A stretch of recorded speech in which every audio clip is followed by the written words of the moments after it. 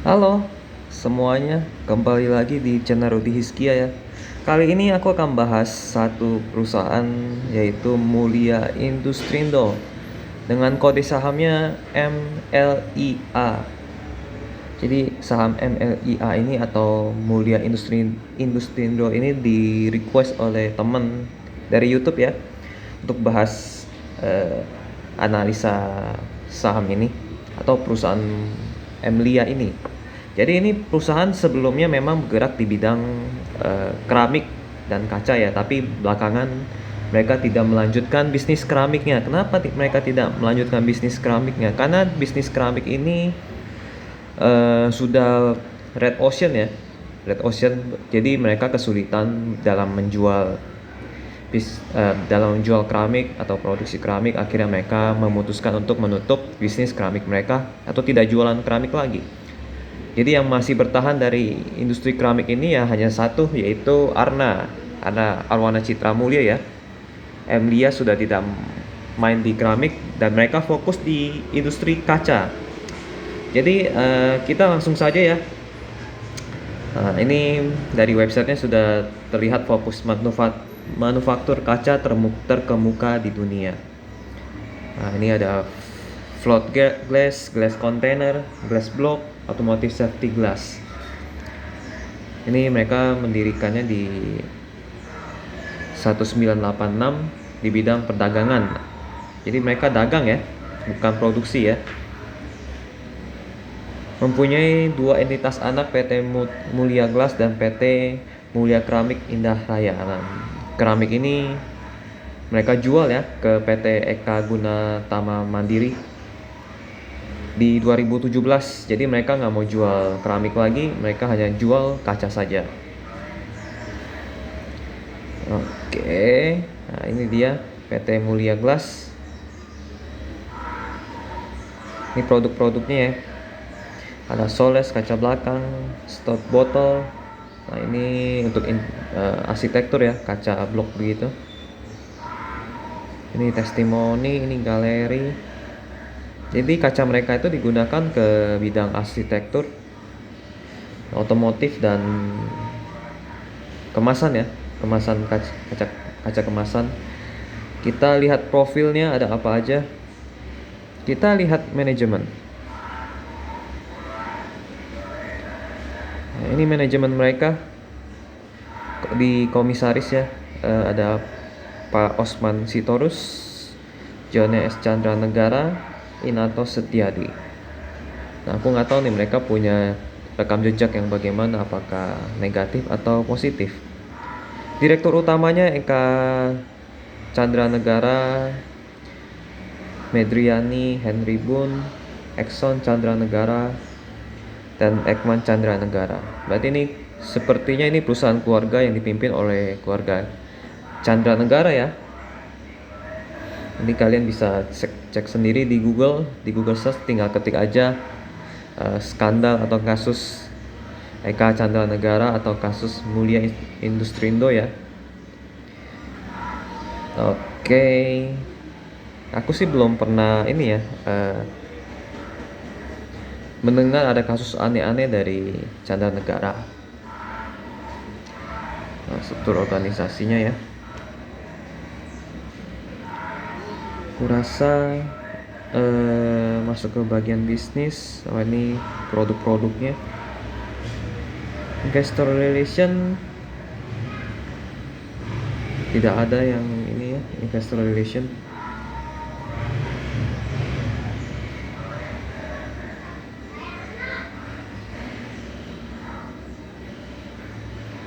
Oke. Mungkin kalau dari websitenya sih segini aja informasinya. Mungkin kita langsung masuk ke bagian laporan keuangan ya. Kita akan masuk ke bagian laporan keuangan yang terakhir. Nah, ini bukan yang ini nih.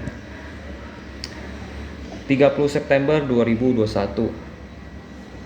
Yang 1 tahun penuh belum dipublish, kemungkinan akan dipublish di akhir bulan ini ya. Jadi siap-siap, tungguin aja tanggal 31 Maret. Nah ini Aset lancar mereka yang paling besar di bagian piutang usaha 600 miliar. Lalu uang kasnya 300 miliar. Yang lainnya pajak dibayar di muka 493 miliar. Total aset lancarnya 1,5 miliar. Tapi yang paling benar-benar bisa disebut aset yaitu uang kas dan piutang ya, 900 miliar. Pajak dibayar di muka sepertinya bukan ini hal yang ini. Pajak yang dibayar di muka itu salah. Persediaan yang 493 miliar. Persediaan salah melihat. Pajak itu yang hanya 900 juta. Jadi persediaan 493, berarti total sekitar 1,5 lah, benar, 1,5 triliun ya. 1,5 triliun uang kas, maksudnya aset lancar mereka akan kita bandingkan dengan utang jangka pendek mereka, yaitu jumlah liabilitas jangka pendek hanya sebesar 1,1 triliun. Jadi masih lebih besar aset lancar mereka, jadi aman lah. Aset lancar mereka bisa menutupi utang jangka pendek mereka. Utang bank hanya 200 miliar. Adakah utang bank yang lagi? Utang bank jangka panjang 200 miliar. Jadi total kita lihat ya. Total utang bank hanya 400 miliar. Jadi 400 miliar ini bisa mereka selesaikan dengan uang kas atau piutang usaha. Jadi secara utang ini perusahaan yang aman ya, karena rasio aset lancar mereka bisa membereskan utang yang bersifat bunga. Ada pokok dan bunga. Jadi aman secara utang. Lalu kita bandingkan total utang dengan total modal yang disetor ya. Modal dalam bentuk utang dengan modal dalam bentuk yang disetor oleh investor. Modal utangnya atau total liabilitasnya sebesar 2,8 triliun. Lalu modal ekuitasnya 3,1 triliun, masih lebih besar ekuitas. Jadi aman sekali. Utang jangka panjangnya ada yang kita tadi kelewatan, utang jangka panjangnya 1,6 triliun ada. Utang jangka panjang. Bukan 1,6, tapi utang bank jangka panjang itu 1 triliun. Tapi liabilitas imbalan kerja itu kita nggak masukin saja, jadi kita fokus di utang bank jangka panjang itu 1 triliun ya. 1 triliun ini utang jangka panjang ini harusnya tidak menjadi kendala. Dia bisa dicicil secara tahunan ya. Yang paling bahaya itu kalau utang banknya itu jangka pendek, karena harus lunas di bawah 1 tahun gitu. Ya, secara utang ini aman, meskipun ada utang yang besar ya. Di 1 triliun ini kita bisa lihat di nomor 15 itu nanti aku tidak akan detail ya. Jadi aku hanya gambaran umum saja. Kalau mau lihat nomor 15 bisa, tapi aku akan lewatin secara umum. Utang mereka harusnya bisa dilunasi yang jangka pendek dengan mudah. Jangka panjang pun harusnya bisa dilunasi dengan mudah ya. Tapi kita akan lihat kinerja laporan laba rugi. Penjualan bersih naik signifikan, dan yang menarik penjualan bersih di tahun lalu marginnya lumayan tipis, tiba-tiba di bukan tahun lalu, tahun 2020 ya. Tahun 2020 marginnya lumayan tipis, tapi di tahun 2021 marginnya menjadi tebal. Nah, ini nggak tahu nih kenapa nih. Teman-teman mungkin ada yang tahu, boleh komen. Margin laba kotornya meningkat, ini pertanda bagus ya. Kita nggak tahu ini disebabkan oleh apa. Nanti kita akan cek di bagian public expose.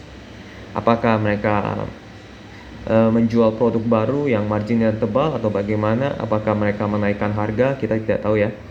Tapi ini bagus, mereka menaikkan margin laba kotornya. Margin laba kotornya naik. Lalu otomatis laba bersih periode berjalannya juga meningkat. Karena marginnya meningkat, otomatis laba bersihnya meningkat. Yang tahun sebelumnya marginnya lumayan tipis gitu. meningkatnya dari sebelumnya hanya sekitar mungkin 10% kali ya, 10% tiba-tiba menjadi hampir 30%. 20% kali ya. 500 dibanding 2 triliun berapa tuh? 20% mungkin ya. Jadi menjadi 30% itu lumayan. Oke. Secara laporan laba rugi oke, menarik. Dari arus kas juga menarik ya, kita lihat ya. Dari arus kas kita bisa melihat memang di 2020 itu marginnya tipis karena ada pembayaran kas kepada pemasok dan karyawan. Ini dihitung sama ya, pemasok dan karyawan ya. Jadi di 2020 tipis sisanya, tapi kalau di 2021 ada sisa lebih banyak. Jadi kalau ini jenis perusahaan yang memang omsetnya harus tinggi ya, agar bisa mendongkrak margin laba kotornya meningkat. Jadi aktivitas operasionalnya jadi positif ya, dan meningkat juga dari tahun sebelumnya. Kita lihat apakah ada pembelian aset. Iya, ada pembelian aset sebesar 14 miliar. Lalu ada pembayaran utang lain-lain atas pembelian aset tetap. Oke. Pembelian aset tetap ya sebesar 148 miliar. Perolehan aset tetap 91 miliar. Berarti ini sepertinya merupakan hal yang positif. Mereka akan melakukan ekspansi dan lain-lain ya. Nanti kita akan lihat di public expose dan berita-berita yang terkait. Pendanaan, mereka ada penerimaan utang bank jangka pendek 271 miliar. Sepertinya mereka hobi utang ya. Mungkin ini untuk mendanai ekspansi mereka. Karena kita lihat memang uang kasnya itu tidak begitu banyak ya. Kalau dibilang sedikit tidak, tapi kalau dibilang banyak sekali tidak. Jadi mereka membutuhkan uang pinjaman agar mereka bisa ekspansi. Ini uang kas mereka di bawah terlihat kas dan setara kas akhir periode tahun sebelumnya 191 miliar, tahun 2021 370 miliar. Ini masih sedikit. Jadi memang butuh pinjaman utang dari bank ya untuk membeli aset gitu. Tapi jadi mereka tidak akan menggunakan uang kas karena uang kas ini penting untuk bayar karyawan dan lain-lain, untuk jaga-jaga lah. Jadi jangan dihabiskan semuanya. Secara keuangan di laporan keuangan yang terakhir ini cukup baik ya. Utangnya memang tinggi. Tadi kita lihat utang jangka panjangnya tinggi ya, 1 triliun. Nah, ini utang bank jangka panjangnya 1 triliun. Lalu utang bank jangka pendeknya sekitar 400 miliar. Ini bisa dibayar dengan cara piutang usahanya ada 600 miliar, uang kasnya ada 300 miliar. Total mungkin yang bisa dicairkan itu sekitar 900 miliar. Bisa lah harusnya terbayar. Persediaan ada 400 miliar. Bisa. Kalau mereka memang tetap menghasilkan laba di tahun-tahun mendatang, semua utang mereka bisa dibayarkan dan bisa lunas. Resiko mereka utangnya kecil sih, tidak begitu berat. Oke, ini laporan keuangan terakhir sudah positif, tidak ada yang negatif. Kita akan masuk ke bagian rekap tahunan. Nah, ini dia rekap tahunannya ya. Nah, ini menarik, mereka memiliki masa lalu yang sangat kelam. Kemungkinan ini disebabkan oleh bisnis keramik mereka. Jadi industri keramik itu lumayan sulit atau susah karena lawannya berat-berat ya. Pertama, keramik dari China. Yang kedua yaitu lawannya salah satunya adalah perusahaan Arwana Citra Mulia yang memang sangat kuat di industri keramik. Dan mereka lebih tepatnya pemimpin pasar lah ya, si Arwana Citra Mulia. Jadi kalau MLIA ini pasti akan kesulitan menghadapi lawan-lawan yang sulit seperti produk-produk dari China yang murah dan dari Arwana Citra Mulia yang memang menjadi pemimpin pasar. Terlihat dari 2019 sampai 2010 mereka memiliki ekuitas yang negatif. Aku nggak tahu ekuitas negatifnya mereka kenapa. Kemungkinan mereka ekuitasnya negatif karena disebabkan oleh mereka mengalami kerugian. Jadi perusahaan ini rugi. Dan samping rugi, mungkin ruginya sangat banyak ya. Jadi sampai ekuitasnya sangat minus. Jadi dari 2009 sampai 2010 mengalami kerugian. Aku sudah hitung-hitung, di sini kan tercatat ada laba bersih kan, tapi kenapa ekuitasnya minus? Ternyata laba bersihnya ini dari 2009 sampai 2010 adalah laba bersih dari keuntungan pendapatan lain. Jadi selisih kurs, penghapusan utang, dan lain-lain. Jadi bukan murni dari operasional usaha. Kalau kita hitung-hitung ternyata operasional bisnis mereka minus atau negatif di 2009 dan 2010. Jadi mereka untungnya dari pendapatan lain seperti untung kurs, padahal itu juga bukan untung tapi cuma selisih kurs aja yang di statement sebagai laba ya. Jadi 2009 sampai 2010 mereka rugi dan berlanjut kerugian itu sampai 2013 mereka rugi. Jadi 2009 sebenarnya rugi, 2010 sebenarnya rugi, mereka untung karena pendapatan lain ya. 2011, 2012, 2013 mereka rugi disebabkan oleh margin laba kotor yang tipis dan biaya-biaya administrasi yang tinggi. Aku tadi sudah ngecek ya. Itu biaya yang tinggi itu berlangsung sampai 2015. Sorry, bukan, sampai 2017. Jadi biayanya sangat tinggi tuh, biaya pokok penjualan, biaya administrasi, biaya kantor, dan lain-lain itu biayanya tinggi. Mengakibatkan omset yang kecil akhirnya biayanya lebih tinggi daripada omset ya. Akhirnya mengalami kerugian sampai 2014 dan 15 pun rugi ya. 2014 sempat untung karena memang biayanya ini yang 2014 itu ada yang agak mengecil. Jadi untung mereka di 2014. Tapi 2015 mereka ada selisih kurs, jadi ruginya rugi kurs. Jadi bukan rugi karena operasional. Nah, jadi mereka ruginya mengecil itu karena omsetnya membesar. Jadi ini termasuk perusahaan yang kalau mau untung omsetnya harus besar agar biaya fix mereka atau administrasi dan lain-lainnya itu bisa tertutupi biayanya ya. Nah, di sini kita lihat memang kalau bisnis yang memiliki margin laba kotor itu memang sulit. Mereka akan sulit kemana-mana dan akan menghadapi uang kas yang sedikit. Uang kas yang sedikit akan mengakibatkan utang yang banyak.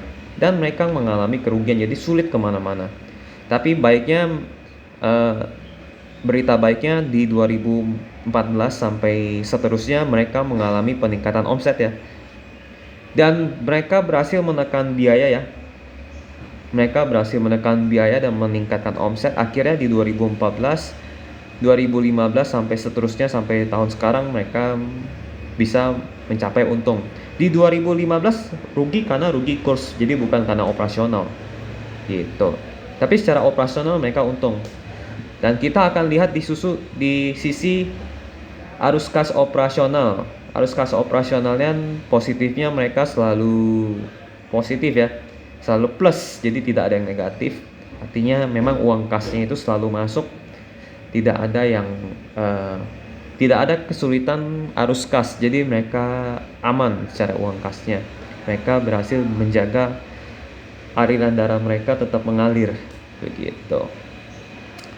Dari sisi ekuitas mereka naik turun di yang kasus yang 2009 sampai 2014 ya, mulai meningkat di 2015, 16 sampai seterusnya.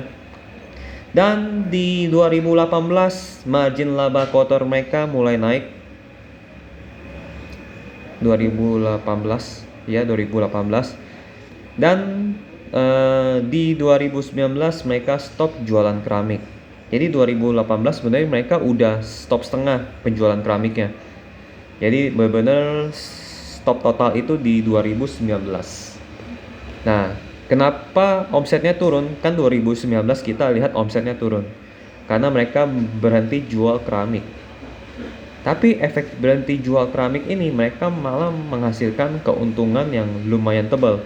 Kita lihat aja di tahun 2018 omsetnya 5 triliun. Tapi hanya menghasilkan 189 miliar. Tapi ketika perusahaan keramik mereka jual, untung mereka masih tetap lebih tebal. Omset turun memang, tapi untung mereka masih tebal. Nah, ini yang menarik. Jadi mereka ada perbaikan kinerja di 2019 setelah membuang perusahaan keramik mereka. Nah, 2020 turun wajar karena ada pandemi ya. Ada pandemi, jadi kita harap maklum, dan laba bersihnya hanya sebesar 55 miliar. Tapi ketika pandemi ini selesai, 2021 kuartal 3-nya membaik. Ini kalau mungkin 1 tahun mungkin omsetnya bisa sampai 3,9 triliun ya, atau 4 triliun, kita nggak tahu. Nanti kita tunggu mereka publishnya di akhir bulan ini. Kita lihat kemungkinan bisa sampai 4 triliun atau 3,9 triliun. Dan laba bersihnya akan melonjak lebih gila lagi ya, kalau misalnya mereka konsisten setiap kuartalnya. Ekuitasnya juga tambah banyak, arus kas operasionalnya masuknya juga tambah banyak. Jadi ada perbaikan kinerja dari setelah mereka menjual perusahaan keramik mereka. Jadi overall dari rekapan, memang mereka memiliki masa lalu yang kelam ya, kesulitan keuangan dan segala macam, tapi mereka akhirnya memiliki dobrakan yang di luar normal, yaitu menjual perusahaan keramik mereka. Itu bagus. Jadi mereka membuang suatu usaha yang negatif ya, mereka buang, dan akhirnya mereka kinerjanya menjadi bagus dan mereka fokus di kaca. Oke, ini rekapannya, mereka ada perbaikan. Ini tanda bagus ya, mereka mengalami kebaikan. Oke, kita akan masuk ke berita kali ya. Kita mau lihat berita-berita terakhir dari mereka. Emlia anggarkan capex 300 miliar. Ini strategi bisnis Mulia Industrindo di tahun 2022. Jadi 21 hari yang lalu ya, kita lihat strateginya di 2022. Apakah ada yang menarik? Nah, ini strateginya mereka.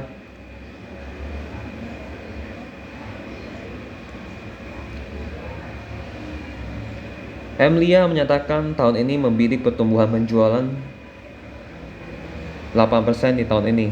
Jadi mereka punya target omsetnya naik 8% ya. Strateginya adalah dengan terus meningkatkan pangsa pasar domestik dan ekspor. Jadi pasar mereka luas juga ya, ada di domestik, dalam negeri dan luar negeri. Dalam penjualan produk-produk berkualitas baik, sebagaimana target pertumbuhan penjualan 8% di tahun ini.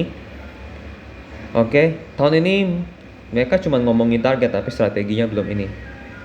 Tahun ini Emlia mengalokasikan belanja modal sekitar 300 miliar untuk menggunakan sumber dana internal perusahaan dengan menggunakan. Jadi oke, bagus. Jadi mereka mendapatkan uang kas yang banyak nih. Kalau mereka bisa keluarin 300 miliar, berarti ini mereka bilang dari internal perusahaan, berarti di kuartal 4 mereka mendapatkan dana yang sangat banyak. Berarti di kuartal 4 mereka cuan banyak. Logikanya sih gitu ya, kan tadi kita lihat ya laporan keuangan mereka, uang kasnya yang terakhir itu mana ya tadi ya, uang kas mereka. Nah, uang kas mereka itu, atau kas dan setara kas itu 300 miliar di kuartal 3. Mereka sampai keluarin 300 miliar dari uang kas. Mereka berani ya menyisakan sedikit uang kas, antara mereka nekat atau memang mereka punya uangnya, mendapatkan uang ratusan miliar dari kuartal 4. Nah, kita nanti tunggu aja kuartal 4-nya dapat berapa miliar. Jadi ini menarik. Jadi mereka pakai untuk overhaul mesin-mesin produksi botol dan gas block yang sudah cukup lama umur. Ekonomis dana tersebut juga memperbaiki mesin yang sudah tidak efisien. Jadi kebanyakan untuk memperbaharui mesin ya. Mengatakan capex ini secara garis besar digunakan untuk menunjang kegiatan rutin operasional perusahaan sehingga dapat menghasilkan produk yang berkualitas baik.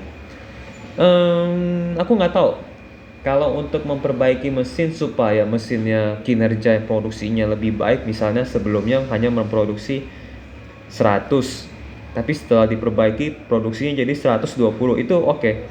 Tapi kalau misalnya setelah perbaiki mesin-mesin lama sebelumnya 100 tiba-tiba menjadi 100, ya sama aja bohong, tidak ada peningkatan kan. Semoga saja ini mesin setelah diperbaharui dari produksinya biasanya misalnya 100 tiba-tiba menjadi 120 setelah diperbaiki, itu menarik gitu. Mengenai utilisasi kapasitas produksi pabrik, Henry tidak memberikan gambaran detail, tapi pihaknya menegaskan jika saat ini utilisasi pabrik berjalan dengan kapasitas optimal. Optimal ini maksudnya berapa persen nih? Apakah optimalnya 80%, 90%, atau 100%? Saat ini utilisasi kapasitas produksi pabrik sudah berjalan dengan kapasitas yang optimal. Oke. Dia berkata dengan pertumbuhan ekonomi Indonesia dan regional yang dinilai semakin bertambah baik saat ini, akan menjadi peluang bagi perusahaan untuk dapat bertumbuh lebih baik lagi. Pihaknya optimis bisnis industri kaca di tahun ini juga akan dapat bertumbuh dengan baik. Oke. Hambatan yang saat ini dihadapi perseroan adalah belum lancarnya suplai kontainer dan kapal. Ya, ini yang menjadi kendala banyak perusahaan ya, karena masalah kontainer dan kapal. Hal ini juga tersebut dapat menghadap lanjutnya penjualan ekspor ke kawasan regional. Selain itu, adanya kenaikan harga bahan baku impor juga menjadi halangan bagi menjalankan bisnis di tahun ini. Bahan baku impor yang naik. Tapi namun demikian secara umum pihaknya optimis tetap bisa meraih peningkatan kinerja akhir tahun ini. Oke.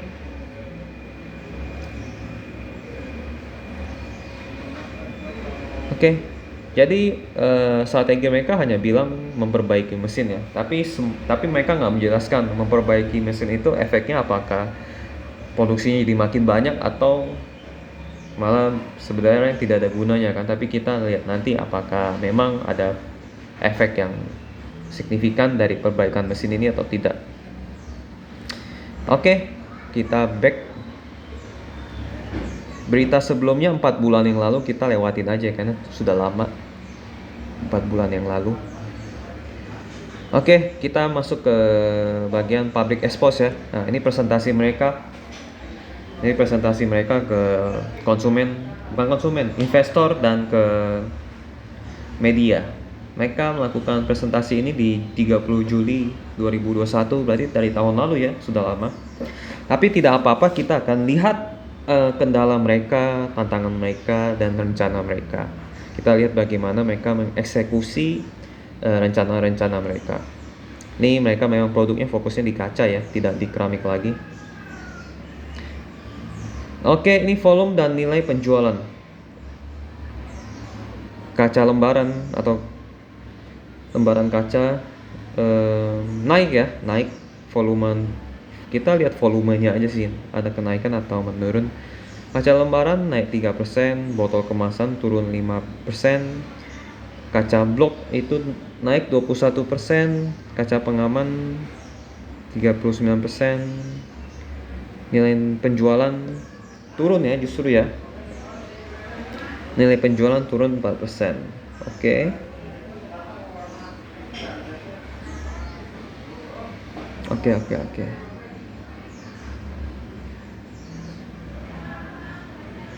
Aku bingung nih, yang hijau apakah volume atau nilai penjualan? Tapi kita lewatin aja ya. Kemungkinan ini yang orange ini yang volume, lalu yang omset ini yang yang orange ini yang orange ini yang omset, tapi yang volume itu yang warna hijau. Oke, lewatin aja.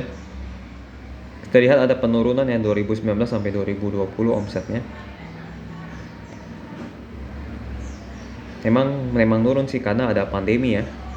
Memang turun karena ada pandemi. Nah, ini strategi bisnis mereka. Tapi volume mereka naik loh kalau hijau. Nah, volume mereka naik. Tapi lewatin aja. Strategi bisnis menjalankan usaha dengan prinsip kehati-hatian di masa pandemi COVID-19. Ini memang tahun 2020-2021 ada COVID ya. Namun tetap mencari peluang-peluang usaha yang berprospektif di pasar domestik dan ekspor. Mereka jadi tidak pasif atau diam ya, mereka tetap cari peluang. Mengoptimalkan produksi dan portfolio penjualan dan pelanggan, khususnya botol kemasan dan glass block dengan adanya penambahan kapasitas produksi di tahun 2020. Menjaga tingkat ketersediaan bahan baku yang memadai dengan adanya PSBB selama masa pandemi COVID. COVID udah mulai pulih, seharusnya ini tidak menjadi masalah lagi ya. Strategi mereka hanya cari prospek baru lagi ya, mencari pelanggan baru lebih tepatnya. Tidak ada hal-hal yang misalnya menambah mesin, membangun pabrik, tidak ada. Mereka justru lebih ke mencari pelanggan baru. Oke, mungkin permintaan di industri ini sudah penuh kali ya. Karena permintaan industri ini sudah penuh atau red ocean, akhirnya mereka tidak menambah kapasitas produksi.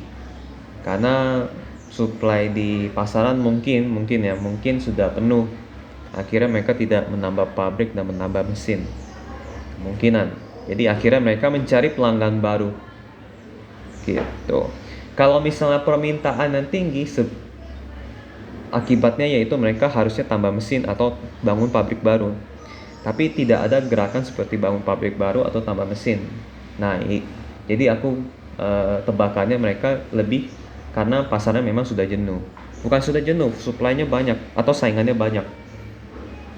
Jadi mereka tidak ada gerakan tambah mesin atau tambah pabrik. Ekspor kaca lembaran. Di Asia 85% di 2020 turun menjadi 79%. Yang meningkat apa? Yang meningkat Eropa dan Australia. USA juga meningkat. Ekspor botol kemasan. Tadi ini apa ya? Ekspor kaca lembaran, ini kemasan dan glass block. USA menurun, Asia meningkat, Australia dan Asia meningkat sedikit, tapi yang paling banyak di Asia. Biaya produksi, bahan bakunya sama, FOH-nya naik, bahan bakunya turun, listriknya tetap, tenaga kerja tetap. Biaya produksi, bahan baku naik, tenaga kerja naik sedikit, listrik naik sedikit, bahan bakar turun, FOH naik sedikit. Ini laporan laba rugi kita sudah lihat. Pinjaman, ya kan, pinjaman menurun ya, pinjamannya ya.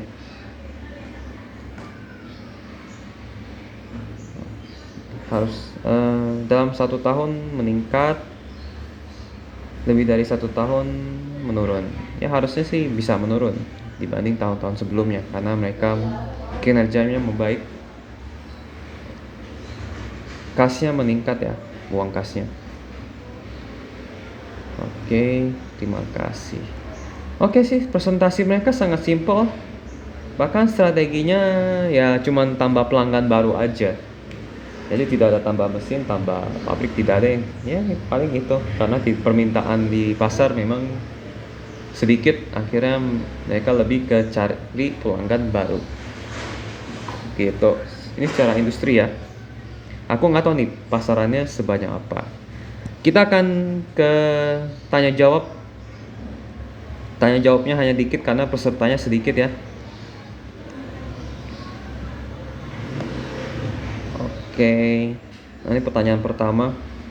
Apa alasan perseroan optimis meraih pertumbuhan penjualan 7% menjadi 4,1 triliun? Nah, kan benar tadi tebakanku tadi sekitar 3,9 atau 4 triliun, tapi mereka targetnya 4 triliun. Berarti mereka optimis ya. Di bagaimana pencapaian hingga saat ini? Hingga kini sudah berapa persen serapan capex dan disalurkan kemana saja? Ini bagus. Strategi apa saja yang dilancarkan perseroan hingga akhir tahun nanti? Target laba dan pendapatan ditetapkan angka berapa? Perseroan melihat prospek bisnis kaca lembaran di tahun 2021 akan tetap stabil seperti tahun lalu. sehingga optimis untuk dapat meraih pertumbuhan penjualan 7% pada tahun ini. Serapan Capex masih berjalan sesuai dengan rencana awal, yakni untuk alokasi dan peremajaan dan modernisasi mesin. Sehingga akhir tahun 2021 perseroan menargetkan laba bersih sebesar 450 miliar. Oke, strateginya memang seperti yang sebelum-sebelumnya, mereka hanya membuat mesin mereka lebih modern ya. Ya, semoga mesin yang mereka yang modern ini produksinya menjadi lebih banyak ya. Ini seperti yang aku bilang, yang sebelumnya 100 setelah dimodern menjadi 120 gitu kan. Itu contoh saja. Semoga begitu. Apakah ada rencana renovasi tungku dalam beberapa tahun ke depan? Bagaimana rencana Capex 2021? Dialokasikan untuk modernisasi mesin hingga pembaruan software. Perseroan merencanakan untuk bisa menambah produksi botol baru nantinya pada investasi ini. Nah, ini akhir terjawab. Harusnya memang ada pembahasan tentang perseroan merencanakan untuk bisa menambah produksi botol baru. Jadi ketika mereka modernisasi mesin, harusnya produksi botol bertambah begitu. Mereka udah statement ya, berarti udah benar ya.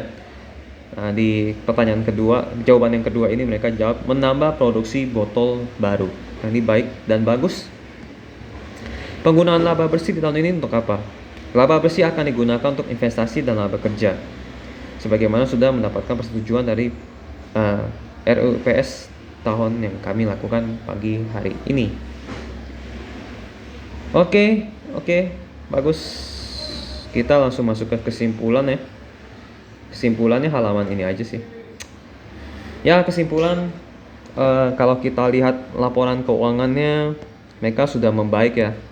Lihat dari sini aja udah membaik. Di kuartal 3 2021 mereka sudah membuang bisnis mereka yang rugi.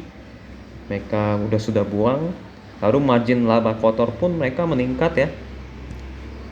Kalau kita lihat margin laba kotor, ya ini margin laba kotornya meningkat jadi 33%, sekitar 33% lah ya.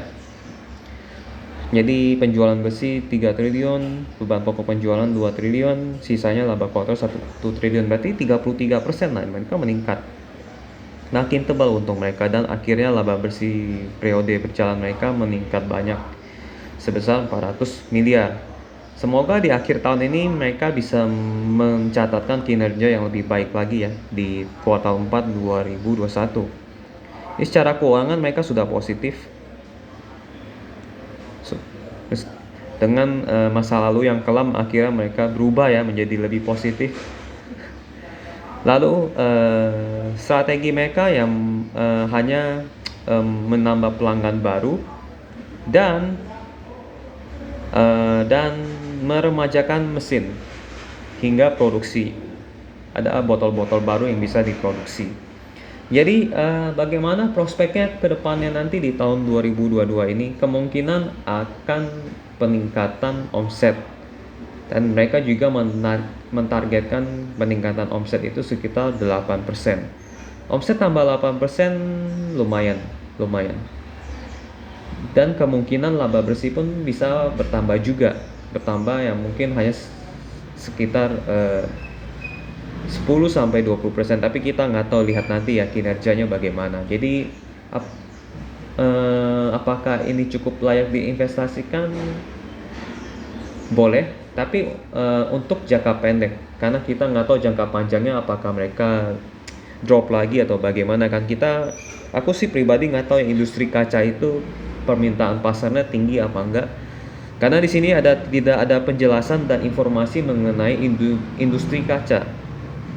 Tapi kalau misalnya rumah-rumah atau gedung-gedung baru yang dibangun menggunakan banyak kaca, nah ini menjadi sentimen positif bagi mereka. Atau misalnya tiba-tiba IKN atau ibu kota baru ya, kebanyakan menggunakan kaca. Nah, ini mungkin bisa menjadi sentimen positif bagi MLIA atau Mulia Industrindo ini gitu. Terus prospek untuk jangka panjangnya aku masih belum tahu ya bagaimana mereka kedepannya nanti. Soal permintaan, karena pertumbuhannya hanya 8%, kemungkinan sesuai tebakanku di pasaran mereka banyak saingannya, jadi mereka akhirnya tidak membeli atau membangun pabrik baru ya. Tebakanku gitu sih, karena pendapatan pun mereka targetnya hanya naik 8% gitu. Jadi untuk jangka panjang mereka aku masih abu-abu, tapi kalau untuk jangka pendek boleh lah ya masuk. Tapi di kuartal 1 yang menjadi kunci. Kalau kuartal 1 2022-nya mereka naik, nah ini layak diinvestasikan sampai di akhir tahun 2022. Tapi kalau misalnya kuartal 1-nya turun, nah ini harus hati-hati. Jangan-jangan sampai akhir tahun 2022 ini justru turun. Nah jadi kalau mau masuk ya mungkin tunggu sampai laporan keuangan kuartal 1-nya di 2022 ini dipublish ya, baru kita masuk.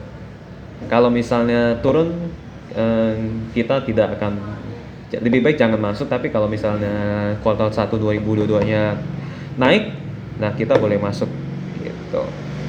Jadi ya kalau mau masuk sekarang ya paling sedikit, jangan terlalu banyak kan. Untuk misalnya kalau kuartal 4-nya naiknya sangat banyak kan, mungkin ada orang yang FOMO atau nafsu kan, jadi tiba-tiba harganya naik gitu. Oke, paling sekian segitu. Keuangannya baik, utangnya juga rasionya baik. Utangnya banyak, cuman aku lihat uang kasnya bagus, putaran uang kasnya bagus, laba bersihnya mereka meningkat, mereka udah cut bisnis mereka yang jelek.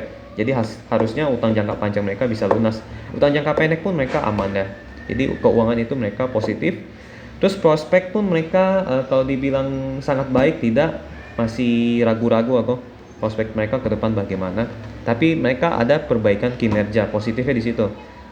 Oke, sekian tentang perusahaan Mulia Industrindo ya.